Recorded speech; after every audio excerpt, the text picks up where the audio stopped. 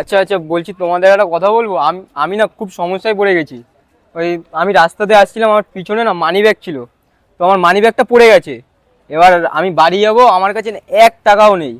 তো তোমরা যদি আমার কিছু সাহায্য করো তাহলে তো ভালো হয়। বেশি লাগবে না, আমার মাত্র 10 টাকা দিলেই হবে, আর কিচ্ছু লাগবে না। খেয়েছো? হ্যাঁ হ্যাঁ, আমি খেয়েছি খেয়েছি। কি খেলে? এই ওখান থেকে খাবার খেয়েছি, ঘুগনি টুগনি খেয়েছি। 10 টাকা দিলেই হবে।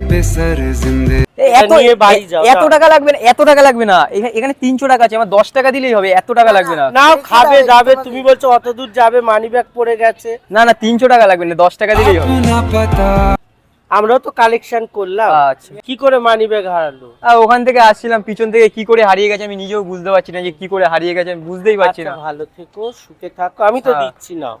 আচ্ছা ঠিক আছে, একটা কথা বলবো, কিছু মনে করবে না তো?